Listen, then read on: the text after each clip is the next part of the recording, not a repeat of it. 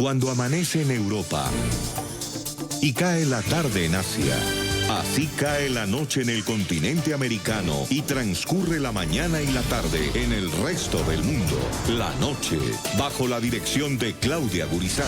Cartagena recibe a la Sociedad Interamericana de Prensa, una reunión con los principales periodistas y medios del hemisferio para discutir los cambios en la región. Venezuela sin chavismo, nueva oportunidad para el hemisferio. Startups que triunfan, suscripciones digitales en los medios, mujeres en el periodismo deportivo. Estos y muchos temas más del 29 al 31 de marzo en La Heroica. La información, el nuevo Dorado.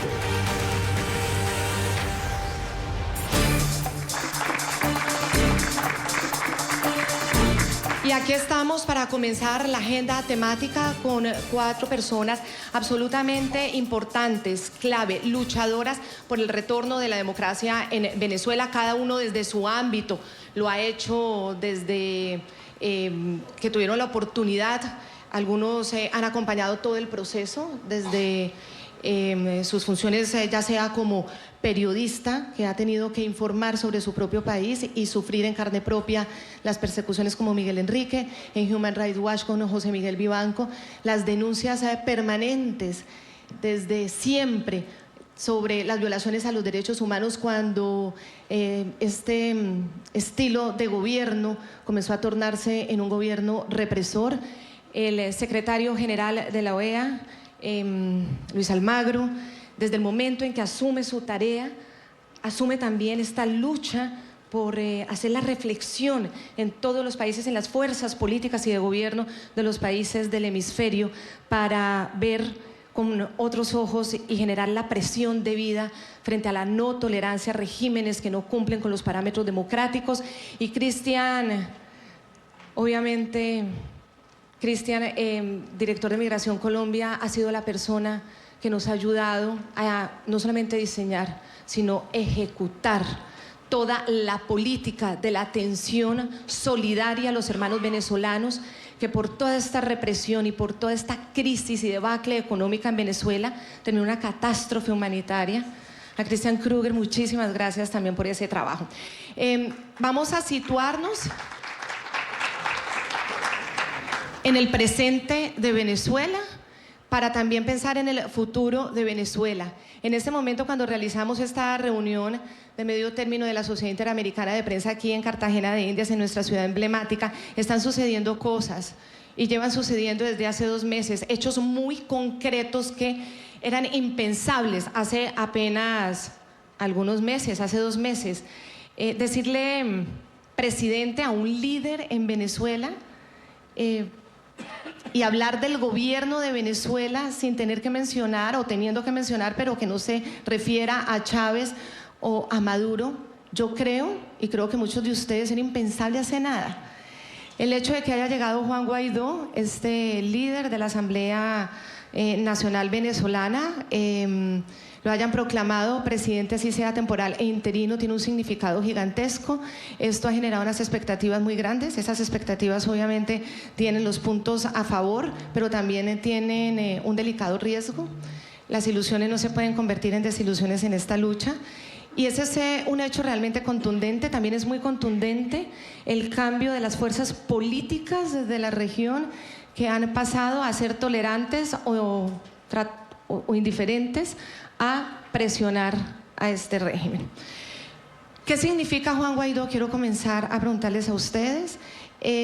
¿Soplan vientos de cambio? ¿Qué tan reales son esos vientos de cambio? Si hay un cambio, ¿cuánto tiempo creen ustedes que se va a tomar? ¿Esto va a ser al corto plazo? ¿Va a ser al mediano plazo? ¿Cómo hacer para que esa ilusión se mantenga y realmente esto se convierta, la presencia de Juan Guaidó como líder, como presidente interino, se convierta en una posibilidad de elecciones libres, creíbles en Venezuela y el retorno de la reconstrucción del país para una democracia sólida? Comienzo con usted, secretario general de la OEA, Luis Almagro.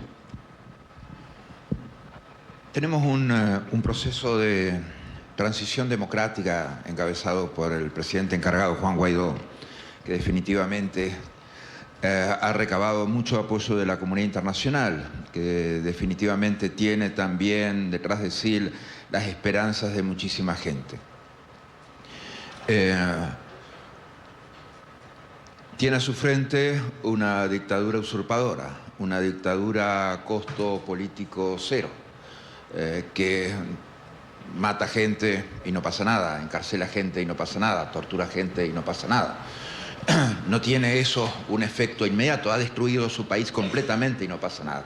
Eso es una dinámica de management dictatorial muy cubano, pero además mezclado con crimen organizado, con una lógica de crimen organizado detrás. Entonces es muy diferente, o sea, cualquier dictadura de nuestro continente, de los 70, de los 80, hubiera caído en esta situación económica, social, de crisis humanitaria, de crisis migratoria que está viviendo Venezuela, con las sistemáticas violaciones de derechos humanos de que es víctima el pueblo venezolano, con la absoluta falta de garantías que tiene el pueblo para hacer valer sus derechos.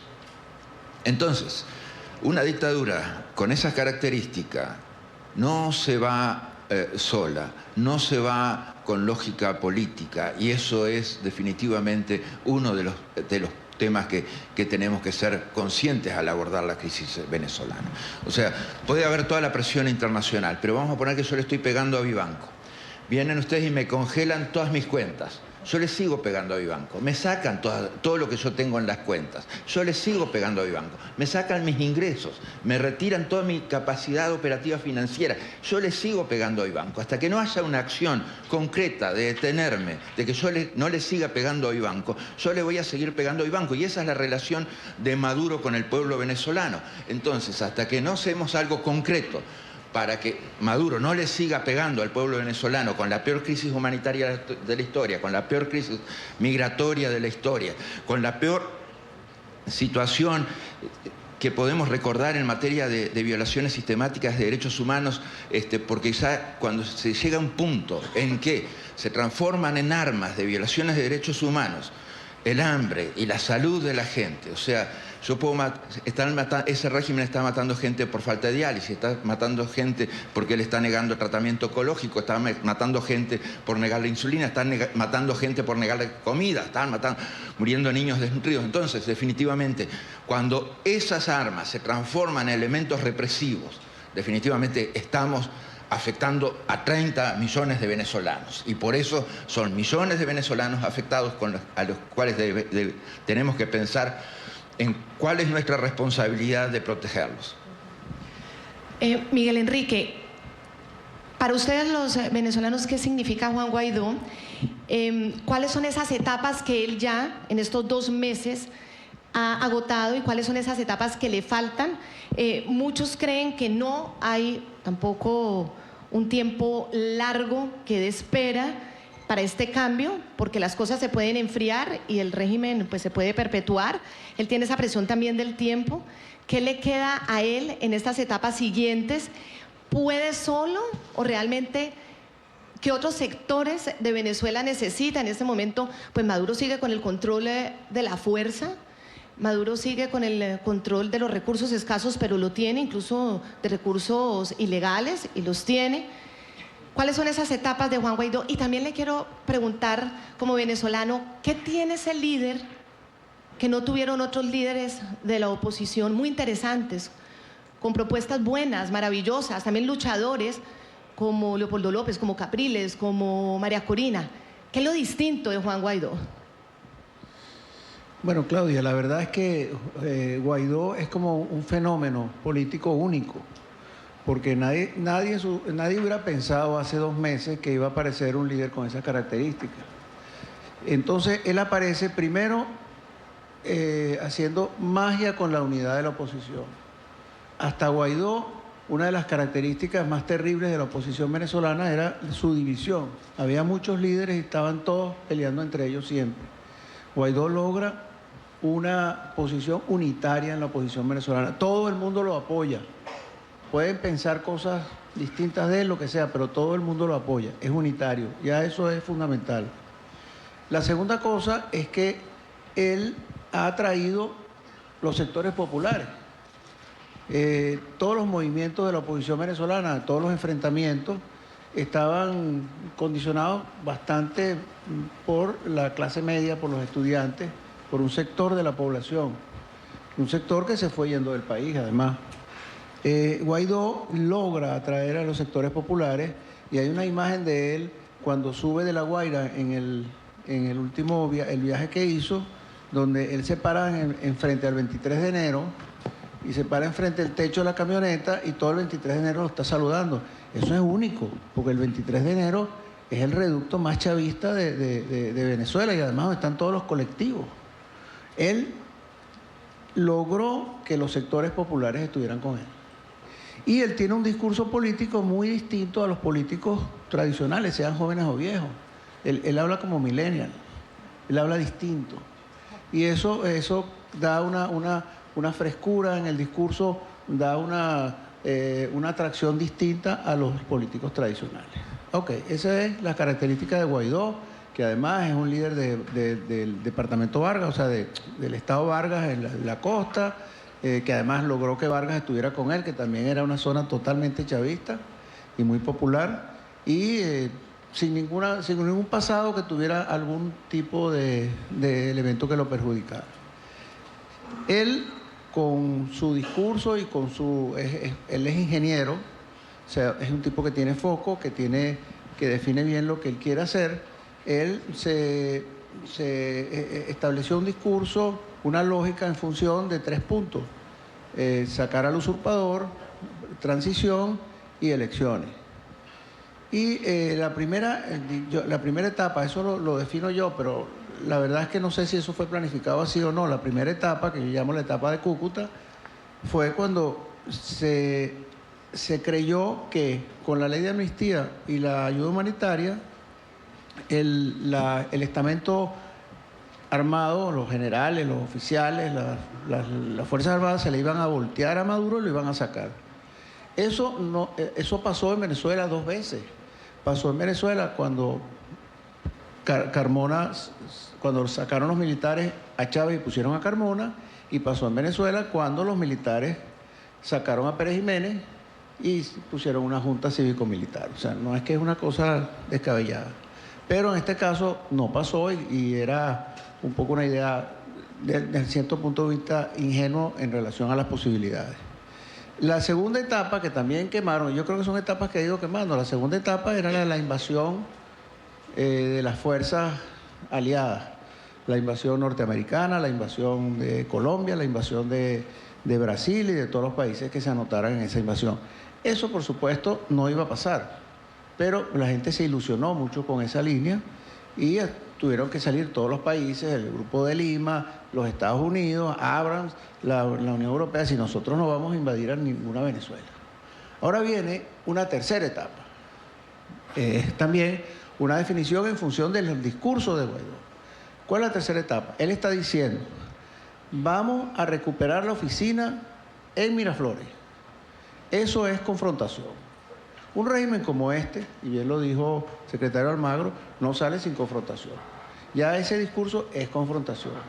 Ese discurso está acompañado de, primero, decir que hay que hacer un llamado a las Fuerzas Armadas en general para que apoyen ese ataque para lograr la oficina o esa confrontación.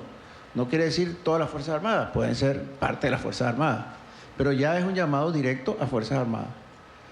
Y tercero, dice, no es irresponsable la ayuda internacional desde el punto de vista militar. O sea, no está diciendo vamos a esperar que vengan los marines y saquen a Maduro, sino si hay una situación como esta, yo espero que haya ayuda internacional de otra índole durante el proceso, cosa que ha ocurrido muchísimas veces en distintos momentos, como ocurrió cuando Fidel Castro estaba en la Sierra Maestra y todo el mundo le mandó armas, por ejemplo, en el año 55.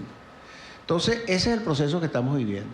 Ese proceso depende, uno, de que se establezca la articulación correcta para que todo esto funcione, que no es fácil, y que Guaidó mantenga su liderazgo, que es un liderazgo que está instalado según ese discurso de donde ha ido como por etapas, ha ido creciendo y ha ido consolidando su popularidad, pero también si pasa mucho tiempo, eso puede empezar a descender y entonces ya este modelo puede ser se enquista Guaidó, por ejemplo. Yo espero que eso nunca pase, porque realmente lo que ha logrado Guaidó es algo verdaderamente extraordinario.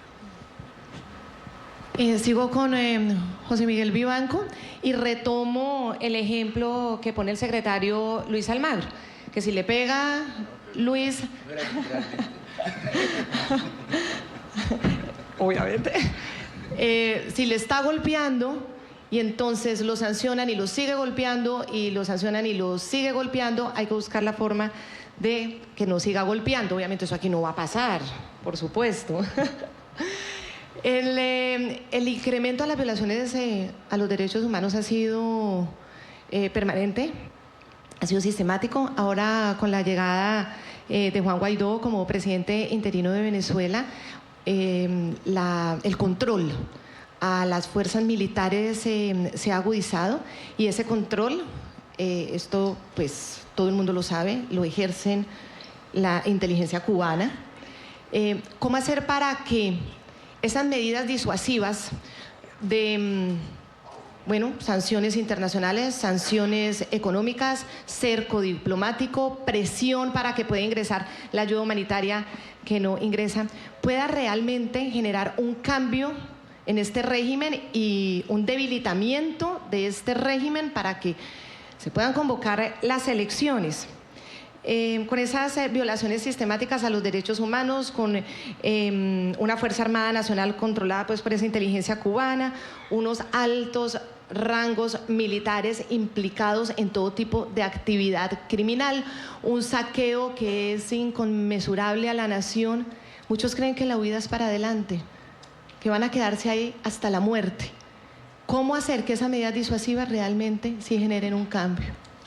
A ver, yo creo que obviamente coincido con la descripción que aquí se ha hecho sobre el estado de los derechos humanos y la catástrofe humanitaria en Venezuela.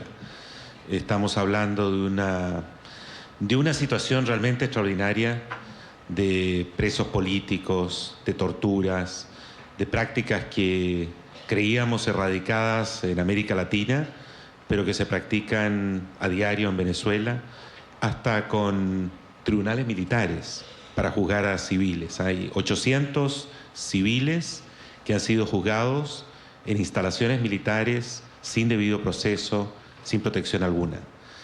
Y creo que lo más grave de Venezuela es que la gente está expuesta a todo tipo de abusos y no hay amparo, no hay dónde acudir. Todas las instancias están copadas, están controladas por el régimen.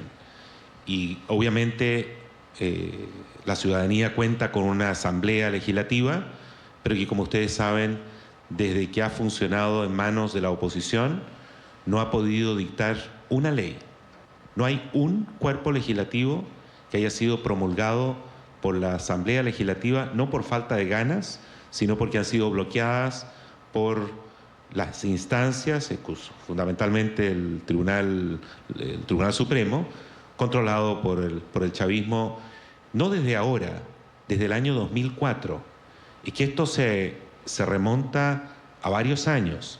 Nosotros hicimos un informe en 2004, cuando Chávez cambió la estructura de la Suprema Corte y se apoderó de la Suprema Corte de Venezuela, donde anunciábamos que a partir de ese instante creíamos que en Venezuela la concentración de poder sería total y no habría manera de defender las libertades públicas, la libertad de expresión, derecho a asociación, los derechos básicos. Lamentablemente teníamos razón, eso ocurrió así, y lo que hace Maduro hoy día es gobernar con un andamiaje jurídico, con un marco jurídico diseñado por Chávez, que concentra todo el poder en sus manos y lo ejerce de una manera brutal y sin rendirle cuentas a nadie. Ahora, ¿cuáles son los estímulos? Yo creo que, por ejemplo, en el ámbito de lo que es la crisis humanitaria, haría falta, y es algo que nosotros lo diremos en los próximos días, el 4 de abril estamos entregando a la opinión pública un nuevo informe nuestro, pero esta vez elaborado junto a un grupo de médicos especialistas de la Universidad de Johns Hopkins. Es un informe dedicado a examinar la crisis humanitaria, es decir, a lo que el secretario general Almagro se refería en materia de falta de alimentos, la desnutrición, la falta de medicinas, de vacunas, etc. Y la principal, y esto creo que es muy importante, la principal recomendación que estamos haciendo en este informe es el que el secretario general de Naciones Unidas debe tomar partido en esta crisis. Nosotros, en América Latina, contamos con un extraordinario secretario general como ha sido Luis Almagro. Qué duda cabe de su liderazgo y de su compromiso con la democracia y las libertades públicas. Lamentablemente no puedo decir exactamente lo mismo del secretario general de Naciones Unidas. El secretario general de Naciones Unidas debe, de una vez por todas, declarar el caso de Venezuela como un caso de emergencia humanitaria. Y esta no es una cuestión meramente semántica, porque si el secretario no define la situación de Venezuela, y no me estoy refiriendo al secretario general nuestro, al de la OEA, sino al secretario general de Naciones Unidas, Guterres, si no lo define como una crisis humanitaria, la de Venezuela, no es posible activar todos los mecanismos con los que cuenta Naciones Unidas y que no dependen, y esto es muy importante, del beneplácito de Maduro. No dependen del beneplácito de Maduro. Es decir, Naciones Unidas tiene prácticas, tiene políticas y tiene además principios en materias humanitarias que le permite reaccionar con o sin el consentimiento del Estado que causa la crisis. Sobre todo esto nosotros vamos a elaborar, y lo verán ustedes en un informe el día 4 de abril, donde explicamos los procedimientos. Un último comentario que tiene que ver con los incentivos. La ley de amnistía. A mí me parece que la Asamblea Legislativa, la que preside Juan Guaidó, se equivocó, cometió un grave error con esa ley de amnistía. ¿Por qué cometen un error? Porque prometen impunidad frente a violadores a los derechos humanos en términos genéricos. La ley de amnistía dice, todos los militares o civiles que hacen parte del régimen de Maduro, que se suman a la reconstrucción democrática de Venezuela, contarán con una ley de amnistía. Bueno, eso hoy día en el siglo XXI no es creíble. No es creíble, precisamente por los desarrollos jurisprudenciales que tenemos. Además es una contradicción brutal, porque muchos de nuestros países, incluyendo han acudido a la Corte Penal Internacional, incluyendo el secretario general de la OEA y una serie de otras instancias ante la Secretaría de la Corte, justamente para que esa Corte, para que la Fiscalía de la Corte juzgue, procese a los que han cometido crímenes gravísimos, crímenes de lesa humanidad en Venezuela. Entonces, no es posible hoy día hacer una oferta de esa naturaleza, no es creíble. Además, yo creo que al no distinguir entre aquellos que han violado derechos humanos, porque el texto de la ley de amnistía dice los militares de allá que se sumen y saltan la valla y se suman a Guaidó, contarán con una ley de amnistía. Bueno, ocurre que no todos los militares venezolanos están involucrados en violaciones a los derechos humanos. Y entonces el solo hecho de ser militar venezolano o general o almirante en Venezuela, eso no es un delito. Y no tienen por qué contar con una ley de amnistía. Y ellos mismos se estarán preguntando eso. ¿Nos irán a juzgar a todos? Yo creo que es altamente contraproducente el texto. Yo creo que al contrario, habría que definir exactamente lo contrario, precisamente lo contrario, y decir, aquellos que han cometido violaciones graves a los derechos humanos, hechos atroces, serán objeto de procesamiento y serán castigados por sus crímenes. Eso además ayuda a disuadir futuros crímenes. Y eso es consistente con los tratados internacionales y con la propia Constitución de Venezuela, en su artículo 29, que dice exactamente eso. Ya volvemos entonces al tema de los incentivos y las opciones que ustedes están también aquí analizando sobre las posibles salidas que que tiene Nicolás Maduro y su entorno cercano. Quiero pasar al tema humanitario, concretamente con Christian Kruger. Según las cifras, ya estamos casi, las oficiales que ustedes tienen de control, 1.200.000 venezolanos que están huyendo del vecino país y están siendo atendidos de manera formal en Colombia. En estos 2 meses también hemos asistido pues, a una avalancha, por así decirlo, de personas huyendo.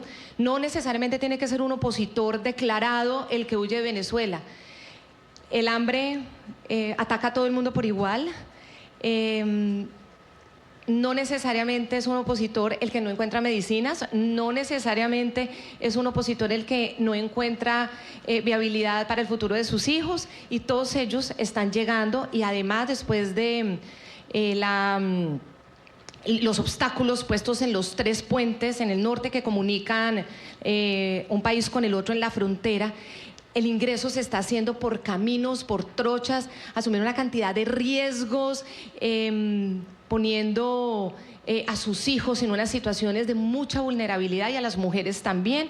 Unas denuncias muy crueles de los colectivos que se han aprovechado de estos caminos para dejarlos pasar, incluso con abusos sexuales de por medio. Estamos encontrando todo tipo de aberraciones y de catástrofes humanitarias. ¿Cómo ha sido esa política de Colombia? ¿Cuántos en ese momento tenemos? ¿Cómo los están atendiendo? ¿Qué está pasando con el sistema de salud? Y sobre todo en estos 2 meses, ¿cómo ha sido también el recibimiento de los militares que, impulsados por la ilusión del presidente interino Juan Guaidó, han decidido pasar la frontera y venir oficialmente a decir que se cambian, que abandonan al régimen y quieren apoyar la transición hacia la democracia? Cristian. Gracias, Claudia.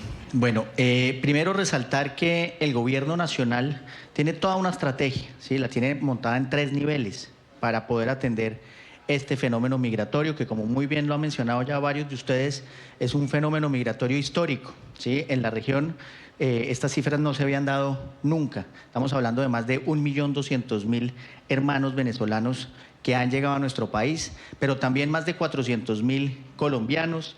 Pero adicionalmente Colombia tiene unas características especiales frente a este fenómeno que nos hace únicos, y es la migración pendular, esa migración que está en frontera, que está entrando, que está saliendo, está trabajando informalmente, vienen y compran algunos productos, y esa migración ya la tenemos en más de 3 millones de personas, esas personas que entran y salen, y las tenemos identificadas precisamente para garantizar, digamos, la seguridad de estas personas, saber a qué se dedican, pero también a los colombianos.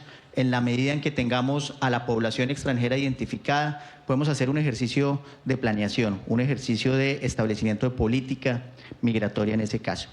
El gobierno nacional, desde el primer día, tomó la estrategia en 3 niveles. La primera, en un nivel interno, expidió un documento COMPES, el documento COMPES 3950, y es un documento integral, es un documento que tiene varios sectores, varias formas de manejar esta situación, este crecimiento de la migración. En materia de salud, por ejemplo, se establecen unos lineamientos. Colombia ha vacunado más de 800.000 hermanos venezolanos que vienen a ser vacunados en nuestro país.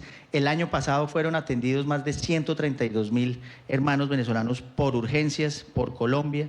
En materia de educación, igualmente el gobierno nacional viene flexibilizando para que todos estos niños, que no tienen muchos de ellos documentos, puedan estudiar en nuestros colegios, puedan formarse en Colombia y puedan el día de mañana igualmente aportar al crecimiento de todos y cada uno de nosotros.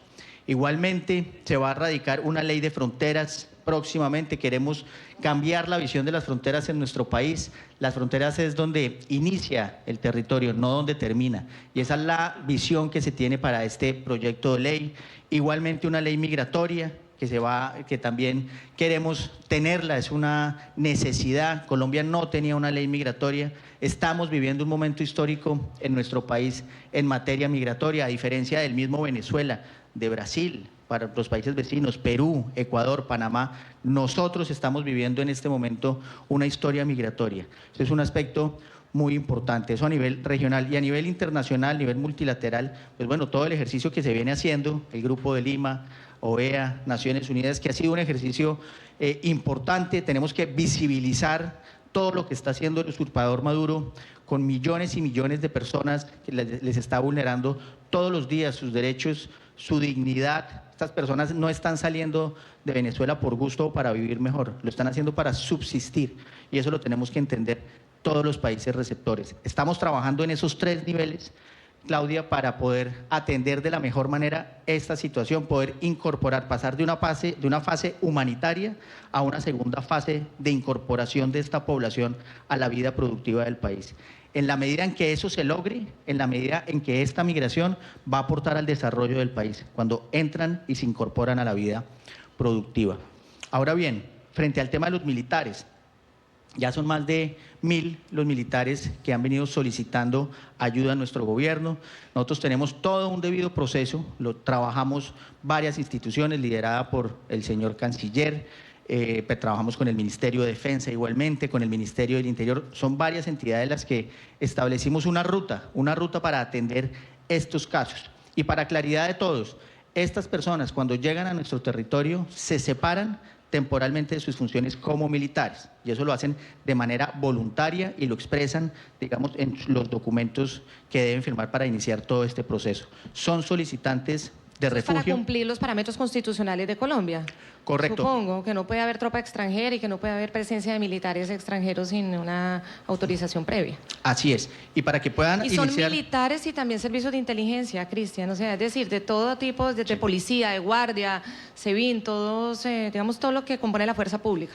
Sí, así es, son de varias fuerzas públicas, hay también personas de inteligencia, digamos, que han venido a solicitar ayuda, y para poder iniciar todo ese trámite de refugio tienen que separarse de todo este proceso. ACNUR nos viene apoyando en todo este ejercicio, es un gran respaldo el que tenemos por parte de ellos, tiene todo un debido proceso, estas personas se acercan, nosotros les abrimos una historia al extranjero, todo el proceso, le capturamos la información biométrica, dónde están ubicados en nuestro país, y ese es un ejercicio que venimos haciendo, y especialmente desde el 23 de febrero es que están llegando estas personas. No solamente están en norte de Santander, no solamente están en Cúcuta, sí la mayor parte, pero están en todo el territorio nacional, y nosotros como autoridad migratoria venimos haciendo un ejercicio de control, de saber dónde están estas personas, a qué se dedican, y que efectivamente tengan esa intención de solicitantes de refugio y no otra intención. Eso lo venimos haciendo claramente con un trabajo interinstitucional, con agencias de seguridad que nos vienen dando información, y nosotros venimos tomando decisiones firmes siempre que encontramos alguna persona que quiera afectar la seguridad y tranquilidad de nuestro país. El señor presidente ha sido claro: flexibilidad, eso lo establece el documento COMPES, para todos los hermanos venezolanos que están llegando, pero también frente a aquellas personas que quieran afectar nuestra tranquilidad, nuestro orden público, igual se les debe aplicar la máxima sanción migratoria en nuestro caso. Vuelvo con el secretario Luis Almagro. El dato es muy interesante de los 1000 hombres de la fuerza pública de Venezuela que ya han ingresado, diciendo abiertamente: pertenezco a esa fuerza y no quiero seguir trabajando con este usurpador o dictador. Las expectativas de militares que abandonaran al régimen de Maduro eran muy grandes, y en la ayuda humanitaria también se depositaron. Si entraba la ayuda humanitaria, había una gran esperanza, como lo explicaba también Miguel Enrique, de que los mismos militares, sensibilizados con la misma situación, porque ellos la viven, la sufren, pues tuvieran un camino más rápido de darle la espalda y poder proteger, pues, las ideas del tránsito hacia la democracia, que es lo que quieren los venezolanos. Hay una pero grandísima ansiedad de poder ir a elecciones creíbles y libres, pero esto obviamente pues no va a pasar mientras el control de la fuerza la tenga Maduro y mientras él siga ejerciendo el poder de la fuerza. Usted ha dicho, y este tema genera mucha polémica y divisiones, que no se puede descartar ninguna forma para sacar a Maduro, incluida la fuerza, incluida la intervención militar. ¿Usted después de estos 2 meses sigue creyendo eso? ¿Sigue firme en esa postura? A pesar también del Grupo de Lima, que la descartó completamente. Mire, empecemos. Su pregunta tuvo un desarrollo muy largo, por lo tanto tiene varios puntos. Primero quiero empezar destacando lo que dijo José Miguel y el informe a presentar el 4 de abril. Creo que ese informe, con esa solicitud al secretario general, tiene un componente de inflexión importante en lo que es la consideración del tema Venezuela, porque la OEA tiene determinadas características institucionales. Nuestra Carta de la Organización, nuestra Carta Democrática Interamericana, las convenciones americanas de derechos humanos. Pero los mecanismos por los cuales se sacaban las dictaduras del siglo XX no son trasladables en automático al siglo XXI, porque han quedado fuera de contexto del derecho internacional. Esto es un golpe de Estado a la dictadura o el asesinato del dictador, como se dio en el caso de Trujillo, o una revolución que siempre es un proceso muy cruento, muy largo y muy costoso en vidas para la población, o la intervención militar extranjera con ese propósito. Esos mecanismos no son trasladables del siglo XX al siglo XXI, pero sí del siglo XXI, en el derecho internacional, hay mecanismos que definitivamente implican soluciones que implican el uso de la fuerza, como en cualquier instancia de derecho. Hay una instancia de derecho que siempre es coercitiva, y acá en el derecho internacional también tiene instancias coercitivas y uso de la fuerza. Y ninguna instancia, ningún instrumento, ningún mecanismo del derecho internacional debe ser descartado para el caso de Venezuela. No puede ser descartado a priori, porque eso sería, primero, contrario a derecho, porque ¿con qué derecho podemos decir a priori que esto no va a ser aplicado nunca ni en ningún caso a Venezuela? Eso es contrario a derecho. Segundo, porque sería inmoral con el sufrimiento de un pueblo y con la grave crisis humanitaria que sufre un pueblo, con las graves violaciones de derechos humanos, con los crímenes de lesa humanidad que sufre el pueblo venezolano. Entonces, descartar eso a priori definitivamente es completamente contrario a derecho e inmoral e injusto, además, sobre el pueblo venezolano. Creo que está clara la postura, la suya también, José Miguel, es muy clara. Quiero oírle sus conclusiones sobre el futuro. Y yo quisiera enfocarlo en cómo se imaginan las elecciones y cuál es la condición sine qua non para elecciones libres, elecciones transparentes y creíbles en Venezuela, y si hay alguna posibilidad de que esto se pueda hacer sin contar con una autoridad electoral interna creíble, si se puede hacer con, de pronto, observadores o autoridades internacionales. Comienzo contigo, Miguel Enrique. Bueno, yo creo que hacer elecciones en el gobierno de Maduro, eso es totalmente imposible, que sean transparentes. Porque cuando se piensa en elecciones, que lo piensa la Unión Europea, dicen, bueno, se cambia el Consejo Nacional Electoral, se pone una directiva transparente, ahora son 5 rectores, de los cuales 4 son del chavismo y 1 es más o menos. Entonces, por supuesto, eso sería ya, lo reestructuran, etcétera. Pero es que el fraude no está ahí. El fraude está en un listado de elementos que están fuera del dominio del Consejo Nacional Electoral. Ejemplo, Plan República, los militares controlando el sistema de votación, militares chavistas controlando férreamente el sistema de votación. 2, el registro electoral permanente, que está totalmente viciado, que además está controlado por los cubanos. 3, la utilización de los colectivos para amedrentar a los testigos, que se retiren los testigos. Ellos digamos, llenan las actas con votos ficticios. Entonces, claro, cuando el acta sale, el acta es... el fraude no es en el acta, el fraude es que llenaron de votos el acta. No hay medios de comunicación. ¿Cómo puedes hacer una elección transparente sin medios de comunicación? Hay 5 millones de venezolanos, o 4 fuera del país, que no tienen ninguna manera de votar con el sistema consular venezolano, que es un sistema totalmente chavista. En fin, son 10 cosas, pero muy graves, que impedirían una votación transparente, que no dependen del Consejo Nacional Electoral. Entonces, se imaginan mucha gente que habla de elecciones, unas elecciones rápidas, unas elecciones... Esas elecciones no se pueden realizar en el gobierno de Nicolás Maduro. Tienen que realizarse en otro gobierno, porque nunca se va a garantizar que desaparezcan esos elementos que son los que construyen el fraude. Y hay muchos más, la utilización de las cajas de comida, toda una serie es interminable, pues, pero nada de eso depende del Consejo Nacional Electoral. Todo pasa por la salida de Maduro, por el debilitamiento y el derrocamiento de Maduro, pues según lo que usted nos dice.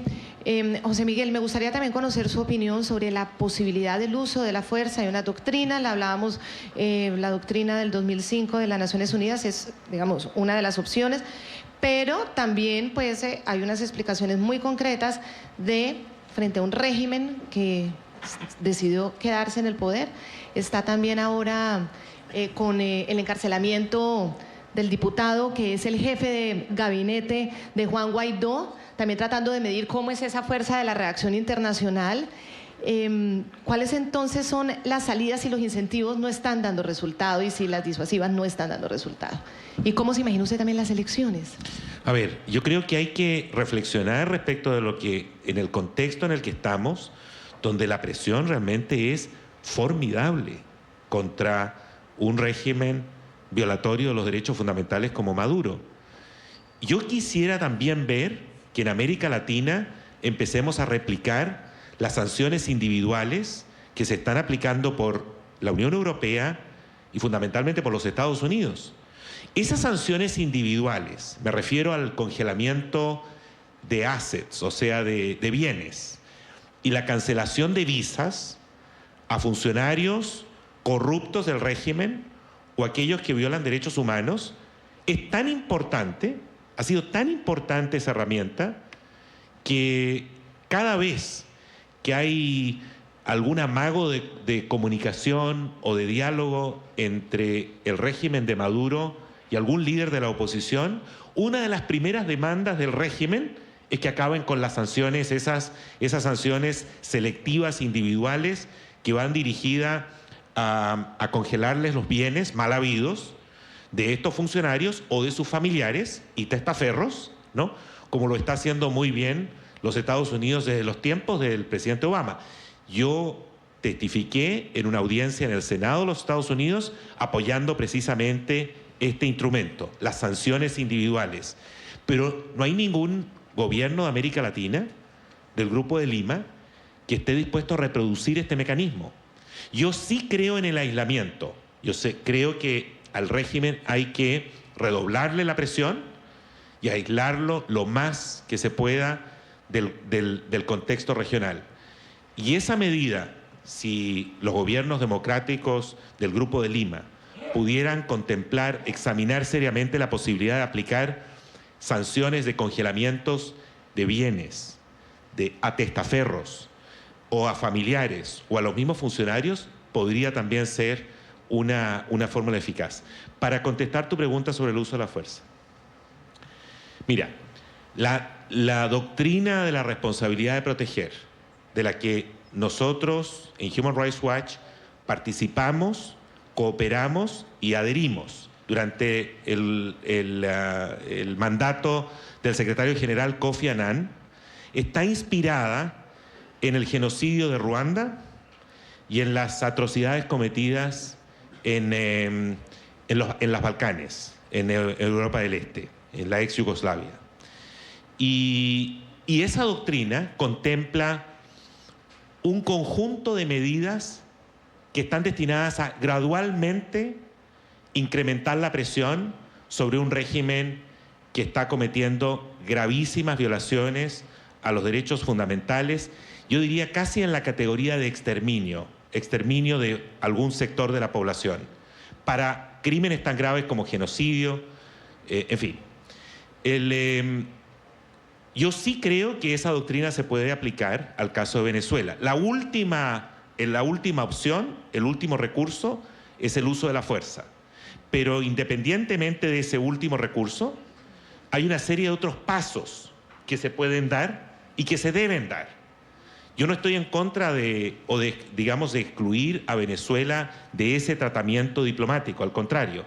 Lo que sí me parece es que hay que verificar empíricamente si están dadas las condiciones para este último recurso que implica el uso de la fuerza colectiva, que por cierto tiene que estar aprobada por el Consejo de Seguridad de Naciones Unidas, donde sabemos que hay miembros permanentes y otros temporales, y los permanentes tienen derecho a veto, como son los rusos y los chinos, que son justamente los dos gobiernos que le prestan hasta el día de hoy un apoyo incondicional y muy importante a la dictadura de Maduro.